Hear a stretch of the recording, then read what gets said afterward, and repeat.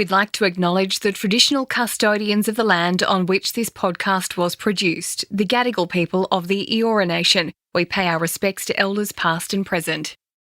It's November 2021, and we're in Adelaide's Flinders Hospital with Kelly Finlayson.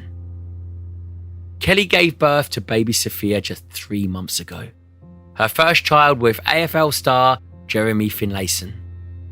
But today, she isn't here for a postpartum checkup. She's here for a colonoscopy, the one she's been waiting months for, which was cancelled in the height of the pandemic. Almost immediately, the colonoscopy takes a turn for the worst. The gastroenterologist turns to Kelly and says, "This is what cancer looks like." For the 25-year-old mum, her world changes in an instant. In the coming days, she'll be told she has stage 4 bowel cancer. I'm Ant Middleton, and this is Headgame. Today, resilience in the face of an unthinkable diagnosis. Kelly Finlayson, thank you so much for joining me on my podcast, Headgame. Now, talk about Headgame. You're someone that needs to have your head in the game. You need to be headstrong with what's going on in your life at the moment. Wow. Mm-hmm. We'll get into that very, very shortly. Yeah. But how are you? Yeah, I'm actually doing okay today. Okay is okay. Kelly, take me back to your childhood. So I lived a pretty mundane, easy, ordinary childhood. I have a younger brother, mum and dad, same house, still live in the same house that I was born in. They do, I don't. But so yeah, like a pretty easy country town, Port Lincoln, so right on the beach here in SA, and played every sport you can think of. So I was just a busy little girl with lots of energy, and not much has changed really. Just a confident little independent person. Sounds like you just, like myself, a normal upbringing, happy-go-lucky. What was your first ever job? Yeah, my mum was a manager of a hotel, so a housekeeper. Oh, really? Yeah. So you went around changing the sheets and cleaning the bathrooms and stuff like that? Yeah, very underage, but that's how we would get that's my pocket money, I guess, would be whatever 4 hours on a Sunday morning or whatever. And that would be me housekeeping. Yep. How old are you, if you don't mind me asking, Kelly? Yeah, I'm 28. I'm 29 in December. 28, 29 in December. And what age were you when you met Jeremy? I was 21 at a Justin Bieber concert. Take me back to that Justin Bieber concert. How did you first set eyes on him, and how was it love at first sight, or was it just a case of exchange phone numbers and we'd go out on a date? Exchanged Snapchats because we were young 21-year-olds, but I didn't actually meet him at the concert. I was just in Sydney for the concert, and we met at a pub later. But he is a big Justin Bieber fan, so I like to drop that in. Yes, Jeremy. Listen, is it a believer? A believer? Yeah, that's it. So that moment changes your life, really, doesn't it? You meet Jeremy, and did the relationship develop quite fast? Yeah, very quick moving, our relationship. So again, rekindled in 2019 when I moved back to Australia, and then by June 2020 we were living together. So 6 months later, really. No messing around there, Kelly. So 6 months later, you're moving, because that's serious, right? Moving in together is... Yeah, well, it was the time of COVID, so it was either move in together or not know when we're going to see each other again. Did it feel nice? Did it feel good during COVID that you had each other? Yeah, definitely. I think that obviously fast-tracked a lot of people's relationships, but it definitely made it, I guess, known that we were the people for each other. And when did you start realising that you had a few issues, or you had a few symptoms, or maybe need to go to hospital? Yeah, so the first time that I actually sought help was at the start of 2020, 2 days actually before lockdown happened in Victoria. So I had a colonoscopy booked for the 22nd of March, and then obviously locked down and elective procedures got cancelled. So I never actually got the procedure, but I did seek help that month. But looking back now, I've had issues for up to probably 5 years prior to diagnosis. And what were those issues? So infrequency in bowel movements, weight fluctuation. A lot of the issues, I guess, that I was having were really common with just being a female. So like abdominal bloating, usually once a month, which obviously comes with your menstrual cycle as well. The pain there as well, the change in weight, the change in tiredness, like all of the symptoms that I were having, I guess, weren't uncommon, but the way that I was having them were probably more often than others were. Yeah. And what was the moment, why did you decide, right, I need to go and then check this out? Because if you say it's been going on for 5 years, you're obviously just thinking that these are normal problems, just that they go away, you know, it's just the monthly thing that happens. But what was that mindset switch where you thought, actually, no, I need to go and get this checked out?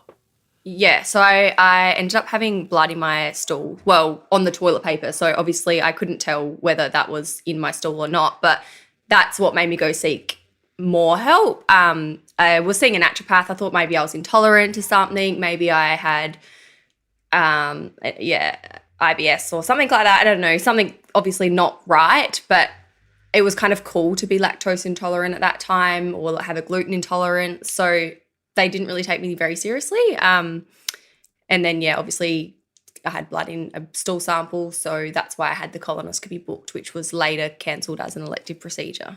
Wow. So do you think they didn't take you seriously because you were young, you know, you're agile, and they're just a case of, you know, you don't need a checkup. You're good to go. Yeah. Well, at that point I was 24. So I was, quite young. I was running marathons. Like I was the pinnacle of health.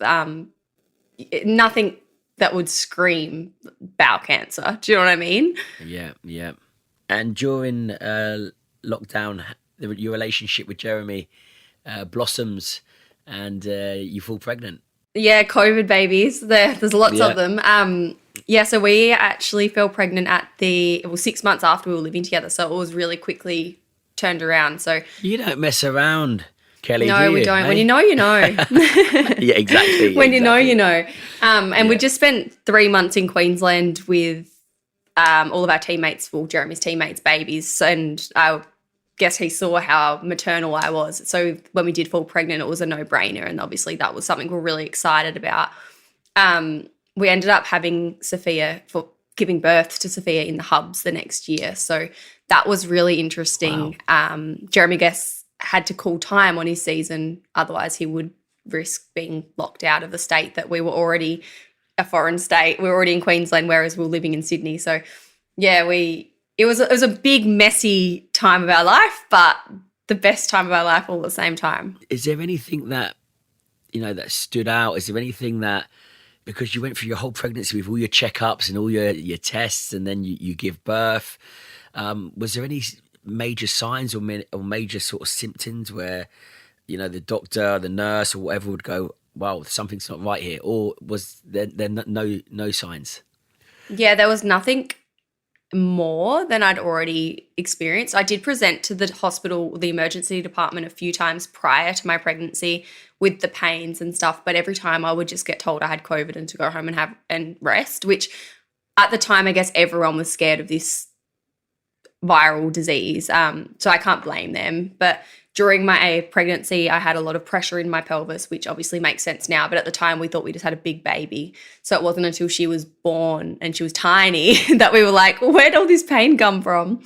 And also when giving birth, my placenta was like, it looked like a steak had been like cut up, basically. Like it wasn't a big a big plate. It was like all cut up meat, basically, my placenta. So once they saw that, they were like, there's something not right here. But they were the only signs really that something else was wrong, and I wasn't just a pregnant woman. How hard was it to get an appointment or a booking that you needed? Because you already had it cancelled. You had it cancelled before you gave birth, and now they see these signs. How long after to you actually revisit the hospital for your colonoscopy? So I was in complete denial and kind of just putting everything I was experiencing down to being postpartum. I guess I never had another birth to compare it to know that this wasn't really normal, like not going to the toilet for 10 days at a time. And then when I'm going 15 times in an hour. Like I didn't realize that that's not normal. And I was terrified to go to the toilet after giving birth. Don't get me wrong, most women are. But I guess I just had a extreme case of that. And it wasn't until 3 months postpartum that Jeremy actually made a joke about me needing a Portaloo because of the frequency that I needed to go. Every time we went for a drive, I'd make him pull into the service station or whatever it may be. And he, made a joke about needing a Portaloo. And then that was kind of my last straw that I didn't think was very funny, and went and saw a GP who had me booked to see a gastroenterologist the next day. So once she heard my symptoms, which I'm really quite lucky because I had just moved back here to Adelaide. We got a trade with Jeremy's work, had only been here for 2 weeks and had to go see just a bulk bill GP, the closest one that I could find, the next available appointment. And I got really lucky that it was a female GP that took me really seriously as soon as I told her, I guess, what was going on. And take me back to the day that you go. It's 3 months after you've given birth, or thereabouts. You go back in for your colonoscopy. Take me through that day. Was it just you just thought you're going to go in, do this, and then you're going to walk out and get the results whenever? What was going through your mind on that day? Yeah, well, the hardest part of a colonoscopy is the prep, which I learned the hard way. And when you have a complete bowel block, it's quite hard to pass the prep. I thought that I was just constipated, but obviously it turned out that there was a fat tumour in my ass. I say that like, very easily because that's just how it is. But yeah, so I was at home with Sophia, so my 3-month-old, breastfeeding still, by myself because Jeremy just started this new job here in Adelaide and he had to do all the media and stuff around that. And I was taking the prep at the same time, and he got home from wherever he had to be that day, and I was asleep on the shower floor with the shower running, and she was asleep on the bath mat next to me. So it kind of puts in perspective how hard the prep was on my body because I couldn't pass it the way you meant to. I was throwing it back up. Yeah. So that was the morning of my colonoscopy. I presented to the day suite at about midday. My colonoscopy was booked for about 2:00 that afternoon, and the part that I was the most angry about, I guess, was the fact that I hadn't eaten for 24 hours and it was kept being delayed, which in hindsight, obviously, like, really not the biggest deal. You were hangry. Oh, I was. And when I woke up and the nurses were being so beautiful to me and, like, obviously they knew exactly what was going on, but I thought they were just being so nice because I was starving. And then I woke up thinking not much of it. Maybe I'd get given a diet plan or something like that. Like I had this little baby that I had to look after. I couldn't be looking after myself. I walked into the gastroenterologist's little room and he just turned around a piece of paper which had photos of the insides of my bowel. Obviously, I didn't know that that's what it was. But when he turned it around, he's like, this is what bowel cancer looks like. And I was like, oh, yeah. And what does my bowels look like? And he's like, this is your bowel. I was like, ah. That's how they broke the news. That's how it was delivered. This is what bowel cancer looks like. Yeah. So I think that he does this every day of his life, that it's kind of like, if we don't say it like this and we make a big deal about it, I don't know. It was so weird. Well, it is a pretty big deal, to be fair. And what's your first initial thought process after that? Yeah, so I kind of, just went blank a little bit. I didn't give him much, so he kept giving me more information, I guess. He was just speaking and speaking and speaking and speaking. And basically we left off with he'd already spoken to his mate, a surgeon here in Adelaide, and I was booked in to see him tomorrow, like the day after hours. So as soon as he'd knocked off from work, basically he was just squeezing me in. And that's how we left off. So I left off with very little knowledge, knowing that I had bowel cancer, with a piece of paper that has photos of it, and knowing that I was going to see the surgeon the next day. Wow. So that's the only news you get. You don't know the severity of it. Obviously, the next day you're going to meet someone who's going to really, really break it down. What was that period before that next meeting the next day? What's going through your head? Where's your head at? And where are you at? Yeah, so I actually sat in the back seat of the car with Sophia in her bassinet, which I hadn't done for ages. I feel like I couldn't let her out of my sight. It was almost like she was gone without even starting anything or even knowing what I was doing. Like that bond that we had was about to be broken. Like it's like I knew before I knew. It was animalistic almost how distraught I was. My husband, well, my boyfriend at the time, was on the phone to my mum, basically telling her to get on the next flight with, again, we had no information, so we couldn't even tell her the severity of it because we didn't know. He also called a couple of friends that were meeting me. They were at home when I got home, for them to try and help out, I guess. But at the same time, I was like not wanting help because I was like, I'm still able to look after my own daughter. I've got a diagnosis, whatever it may be, but nothing's happened. Nothing's changed in the last day other than a few words. Psychologically, you're looking at your daughter. Does it break you? Or are you just thinking, right, I need to find out the severity of it. I need to find out exactly what it is, or is your world literally crumbling in that car? Yeah, like I was nowhere. I was literally nowhere. My thoughts were complete mush. I was in complete denial. I'd never heard of cancer and had it linked to anyone younger than my grandparents. So it was just a really weird reality to be living in, especially knowing that it was directed at me. I wasn't hearing it on the news. It was real, and I kind of had to try and process that while also trying to keep my head strong, funnily enough, so that my husband didn't crumble, because I needed him to be able to parent as well as me try to parent. It was just, there was so much happening, but at the same time, we didn't even know what we had ahead of us. So it was so hard to try and put things in place. But yeah, it was wild. And I don't think he really realized what that was going to mean for us until obviously we'd sat down and we'd gone through it. How does the next day play out? And do your parents fly in, and who's there when you realise the severity of the bowel cancer that you have? So one of my friends is quite medically inclined, and she happened to show up that night that I was diagnosed. So she was going through the paperwork and I guess filling everyone in that was contacting me, because I just went complete mute and didn't speak to anyone, didn't reply to anyone, didn't answer phone calls. So she was, I guess, being that person that everyone went through. And she could tell mum just by looking at the photos that it definitely wasn't stage 1 or 2, potentially stage 3, but it was huge and it was everywhere. Like it's probably going to be stage 4.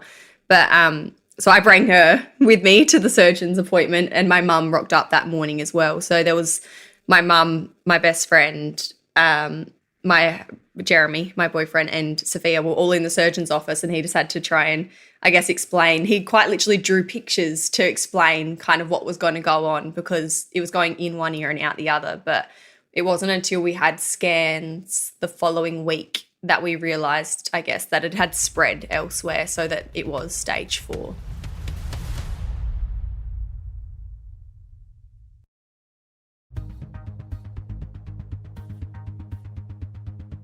Stage 4 cancer. What is stage 4 cancer? Yeah, so it's actually stage 4 terminal cancer, which Wow. the media loves to pick up that word. But it's essentially just means that it's spread from the primary tumour, which was in my rectum, to another organ. So if it's only spread to the lymph nodes, it would be stage 3. If it was the primary tumour and just outside of the primary tumour in those lymph nodes, it'd be stage 2, and stage 1's just that tumour. So you literally get told that you've got terminal cancer, the worst possible outcome that you could have, have hoped for, have wished for. What's the atmosphere like in the room when that word comes out? You've got terminal cancer. It was a lot of confusion, I guess, only because we'd just heard of this cancer and now it's terminal. And my surgeon's body language went from, we will cure you, you're 25 years old, to, oh, we'll try prolong your life, as soon as he realised the extent as well. It's not one that's easily cured, but it is curable. Bowel cancer is curable. It's just I'm one of the unlucky cases that have yet to hit remission. So, it was a lot at the time, and all I was worried about was my fertility and I guess the collateral damage that I know cancer brings. Obviously, I had a 3-month-old, and that was my forefront of my mind. Even having this diagnosis, all I was thinking about was her future and her having siblings. And my surgeon looked me dead in the eye and said, "Would you rather give her a sibling or a mum?" So that kind of was my wake-up call, like, holy shit, this is real. Wow. How does that affect you as a mother? It's like I failed her. Why was that? Well, yeah, I guess you have all these ideas and preconceived, like lived experience of how you've grown up and how you want your family to grow up. And then like this little 3-month-old, she can't do anything. She doesn't have an opinion to be like, I'd rather siblings. Like, obviously she's never going to say that, but do you know what I mean? Like, she doesn't get a say in this, and we dictate how her life lives. And in that moment, I was basically selfishly choosing myself over her life. And how does Jeremy and your family take the news? Because, again, going from 0 to 100, like you said, oh, we've got cancer, then terminal, and how did your family and especially Jeremy, your husband, what was their initial response, I suppose? I don't think anyone really processed it until we were out of it, if that makes sense. So like the 9 months of doing the treatment and the surgeries, because it was surgery after surgery, it wasn't until we had no appointment booked that we were like, that just happened and now we've got all of this to deal with. And that was probably the hardest part, because we weren't then relying on any medical staff. We had to rely on our own thoughts and our own, I guess, decisions. And yeah, we really had to, take control of what had just happened and deal with the collateral, which no one talks about when you're coming out of this battle, as they call it, is what you're left without. A lot's taken from you, and it's not just taken from the patient, it's taken from everyone around you. My mum had to quit her job, so she lost income. My mum had to move in with us, so she was away from my dad for 9 months. So then he was without her. He had to learn how to cook and clean, which he's never done in his life. My husband, well, fiance at the time, was without a mother. He was being a dad and a mum, or relying on my mum to help him parent, which it's just not something you would ever expect. And obviously they had to grow a really good connection and learn how to parent together as in-laws. So yeah, there was a lot happening, and I was kind of just in bed rotting away, trying to live each day, trying my best when I could, but there's not a lot of good days that I had in those first 9 months. So, but you've got to act quick, right? You get this news, terminal, time's not on your side. What's the first thing that happens in, i.e., treatment? How do you progress with going right? Terminal. Does that mean that it's irreversible? Or like you said, they can cure bowel cancer, but so what's the immediate treatment for that? Yeah, like you said, as soon as they said terminal, I assumed irreversible, and obviously hoped and prayed and promised myself that I'd get through it. But the reality was I was about to go through a hell of a fight to try and even stay alive each day. But my first point of call was weaning for breastfeeding, and obviously you've never done that, you're a man, but weaning from breastfeeding hurts. It's a painful experience. And then because I stopped breastfeeding, I got my first period, which is a whole nother game, as I was literally going into the hospital to get a stoma. So my bowels reverted to my stomach to pass because I had a block. I couldn't go to the toilet. So I was laying in the bed with these 2 fake stomas to choose which side to have it on when I got my first period, and had mastitis because I was weaning from breastfeeding. So that was all within 7 days of diagnosis. So it was absolutely crazy. When I tell you, I had no time to process it. And as much as I'm so glad I didn't, because I wasn't able to, I guess, go down any dark thought paths or whatever. But yeah, I had no time to process anything. It was just go, go, go, trust what the doctor's saying and do what you're told, basically. And what does that process look like? So you You get the news. I suppose they give you a program straight away. What does that program look like? Yep. So the stoma, and then on my 26th birthday, the week after, I started radiotherapy every day for 5 weeks, as well as oral chemotherapy. So that was over Christmas. That was from the 6th of December until mid-Jan. And then I had 2 weeks off because, 2 weeks off before I started intravenous chemotherapy for 6 months. So yeah, from November the 27th when I had my stoma surgery to the end of July, I was just go with treatment. Do you feel like that? Well, it obviously did. Robbed your time as a mother. You know, you got Sophia. Obviously, the main thing is yourself to get treated. But how does it affect your relationship with Sophia? Yeah, so I went from her obviously needing me and no one else, really, realistically, because I was her breastfeeding parent, to not many months later having her come to see me in hospital because I was there a lot, and no longer, like if she wanted a bottle, no longer being like, mummy, it was always Nama, which is my mum. So I guess I went from watching her need me to not need me at all, and it was absolutely crazy. It was definitely the hardest part, was watching that, I guess, disconnect between the two of us. And how did you deal with that psychologically? How did you think to yourself, right, you know, I've got no choice, I've got to get through this? It must have been horrible. Yeah, it was, like I said, the hardest part, but it was definitely there was a point where I was almost jealous or envious of the people in my daughter's life that she called 5 women in her life mum before she realised that she only had one mum. Like, she had all these people, and I had to really teach myself to know that they were there to help and they weren't trying to step on my toes. They were doing things because I couldn't. It took a lot for me to realize that she was lucky to have them, not unlucky to not have me, if that makes sense. Like, Absolutely. I had to play a lot of mind games with myself, I guess, rephrasing things or flipping the switch and making sure that I could really be grateful rather than absolutely hating on these people that were doing everything for me, not against me. Were you given a timeline? Are you in your head as well? Are you planning for worst case scenario? So we were working 12-week blocks, myself and my medical professionals. So once we got through each 12-week block, that was another scan, and I guess that would tell us what the next 12 weeks would look like. So my first year of diagnosis was definitely in those 12-week blocks, and maybe sometimes 6 weeks, depending on, I guess, what stage we were at.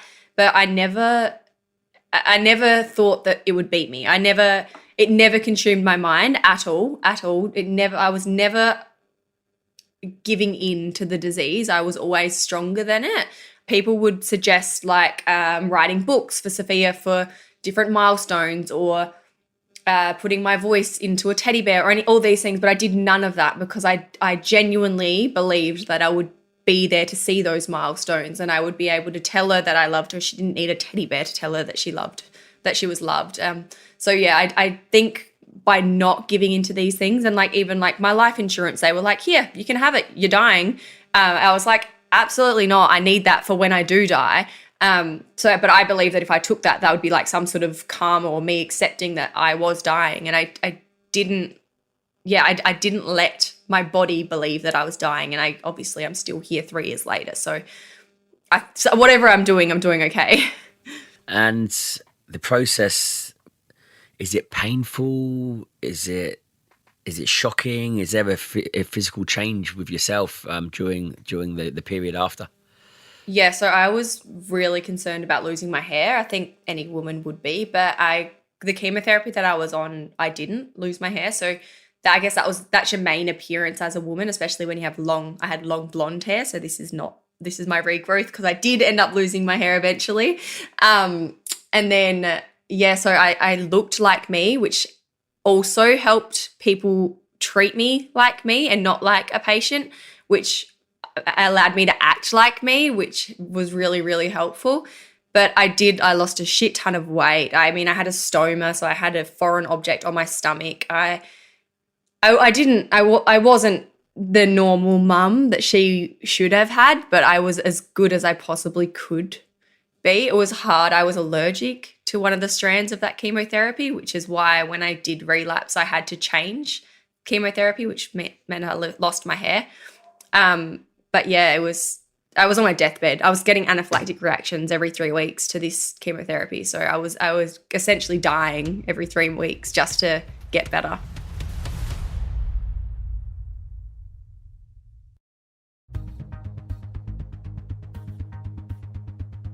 It must take its toll on your body, on your headspace, on the family, on the people around you.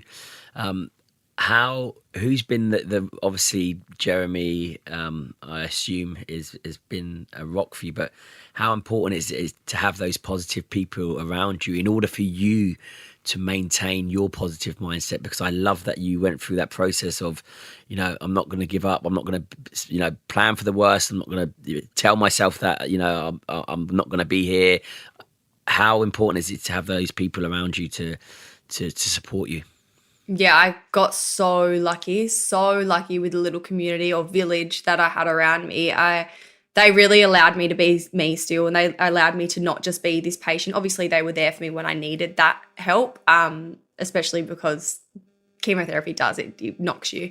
But they also allowed me to do as much as I possibly could, and they allowed me to still be a human, which was so, so great, and it helped me get through completely. My medical team was just insane. They were so supportive. Like, my surgeon literally left his daughter's 18th birthday to come and see me to make sure that I was okay in hospital one night. Like, the things that people did, I didn't realize at the time how much I needed it, but now looking back, it's incredible. And I know how much this affects so many more people than just the patient, which at the time, again, you're very much selfish and just trying to get through it, and you think everything's just being like only you're being affected. But now, yeah, looking back, the amount of people that lost their life that year as well is just crazy. The treatment, it's in blocks, and after 3 months, you just get given the this isn't, and you relapse. That's when you start. That's when you go, right, listen. I had a major surgery and they said there was no evidence of disease. And what did that look like? Ultra low anterior resection. So they removed my inner sphincter, my rectum, my sigmoid colon, and part of my colon. So a whole chunk of my bowel, basically. So they removed that, and then they said there's no evidence of disease, which is obviously the words you want to hear. I wish I got remission. I've never gotten that. But and then I had my stoma reversed 3 months after that, and then in December that year, so a few months later, I was relapsed, and it was in my lung, it was in my pelvis, it was in my stomach, it was everywhere. And is it still there? So I mopped that all up with chemotherapy and radiotherapy, was doing really well, was really stable. I've never been no evidence of disease since then, but I've been really stable and being able to live a life like an actual life and not being on my deathbed each week. Like, my new oncologist has just managed to, I guess, make sure quality of life is also met, knowing that I'm going to be living with this for the rest of my life, likely. And what does that look like on a day-to-day basis? Yeah, so after the initial relapse, I did a really aggressive chemotherapy again, and then just managed it 12 weekly scans and blood tests every 3 to 4 weeks, and making sure, I guess I'm one of the lucky ones that my cancer is really responsive, and my blood will show if something's wrong, so we'll be able to act on that. But yeah, now at the moment I'm back in chemotherapy, which I said I never would do again, but it's just oral chemotherapy, so I'm able to not be in the hospital, so I'm able to be at home. I don't hear the beeping sound, so I've got really bad PTSD from beeping sounds, because one of the ways you can do chemotherapy is with a pump. It hangs around your neck for 48 hours. So I can be home, not in the hospital, but that gives me PTSD, and it just sends me into a spiral, and I get side effects that aren't even from the chemotherapy that are presenting because I'm so traumatized from having chemotherapy. So now I do 2-week blocks of oral chemotherapy. I'm in a week off at the moment, and then I'll start again on Monday and do another 2 weeks of that chemo for the next 6 months. And you're on this because you've relapsed, is that right? Yep. And what does that look like? The relapse, is it an extension, or is the chemo treating it, and then it's coming back? What does that look like? Yeah, so I stopped chemotherapy for a little bit there, was looking at alternate stuff and doing different trials, like clinical trials and stuff. But I got pneumonia not long ago. I get it all the time. But it just wouldn't go away. So I went and had a scan, and it was I've got 3 Mets, or had 3 Mets in my lung, and they had grown by a really, really small margin. But any growth in my cancer is quite aggressive and needs to, I guess, be addressed straight away, because it's not the original tumor. So it grows really, really quickly, and we don't want it to obviously spread from the lung where it is. That's the only place it is now. So now I'm doing chemotherapy until December, so then I can have surgery to remove what's left. And again, if I know this is probably a tough question, Kelly, and again, excuse my ignorance, but if you didn't go back on chemo, what would that look like, as in time wise? Because you said it's aggressive. Would it be months? Would it be years? My original relapse, they gave me my option was palliative care, which is about 3 months, and that was 2 years ago nearly. How do you cope with that in your head? Like, do you just block that out and you just focus on what needs to be done? Do you just take it day by day, treatment by treatment? How do you run your life in your head? Yeah, well, I try not to take it day by day, only because I don't want my life to be defined by the disease. Like, I know that it's a huge portion of who I am, and I have to be near my doctors, I need to be close to a hospital, whatever it may be. But I really pride myself in thriving with cancer. I do everything that I possibly can. I'm still working. I'm still advocating for this disease that I'm quite literally being treated for. I am still parenting really quite well. I'm doing all the things that a normal parent would do for the most part. And I feel like if I lived each day or day by day, then I'm doing it a disservice. Like, I really, I guess, want to make sure that I'm alive for a reason. Like, I don't want, if I'm alive, I might as well live. I'm living on borrowed time. I need to make the most of it. Early detection. What are the signs and symptoms of early detection of bowel cancer? Yeah, so obviously blood in your poo is a big red flag, and not one that should be passed on ever.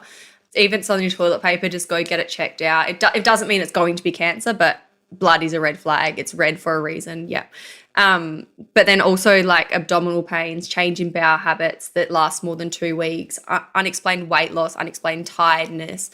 If any of these happen, which they can happen so easily, but if they last, I guess, persist, that's probably where you need to look into it more, if it's persisting more than that 2 weeks. And you've taken to social media to give back, ultimately to help raise awareness for this. How's your social media campaign going?